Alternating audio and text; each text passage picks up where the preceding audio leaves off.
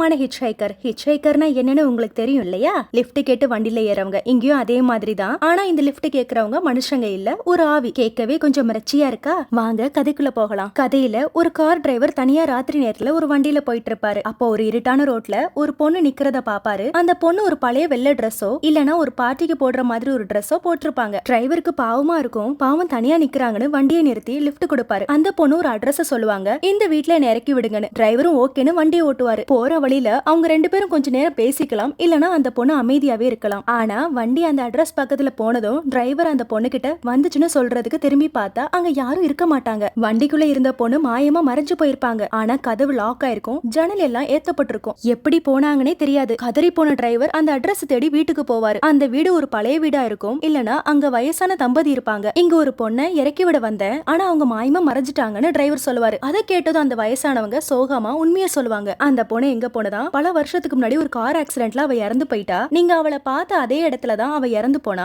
ஒவ்வொரு வருஷமும் இந்த திகில் கதையை சொல்றதுக்கு அவ வந்துட்டு போறான்னு சொல்லுவாங்க. மாயமான ஹிட்ச்ஹைக்கர் இது ஒரு அர்பன் லெஜெண்ட், அதாவது உலகம் முழுக்க நிறைய இடங்கள்ல பரவி இருக்கிற ஒரு கதை. ஆரம்பத்துல இது ஸ்வீடன், அமெரிக்கா, இங்கிலாந்து, ஈத்தோப்பியா, கொரியா போன்ற பல நாடுகள்ல வெவ்வேறு விதமா சொல்லப்பட்டிருக்கு. ஒவ்வொரு நாட்டுக்கு ஏத்த மாதிரி கதை கொஞ்சம் மாறும், ஆனா முக்கிய கரு அப்படியே இருக்கும். இந்த கதைகள் எல்லாம் திகில் கதைகள் மாதிரி இருந்தாலும் நம்ம ராத்திரி நேரத்துல தனியா இருக்கும்போது இப்படி ஒரு பயம் நமக்கு பின்னாலேயே வர மாதிரியான ஒரு உணர்வை இந்த மாயமான ஹிட்ச்ஹைக்கர் கதை கொடுக்குது. இந்த கதையை பத்தி உங்க கருத்து என்ன? நீங்களும் இந்த மாதிரி ஏதாவது கதை கேள்விப்பட்டிருக்கீங்களா? கமெண்ட்ல சொல்லுங்க.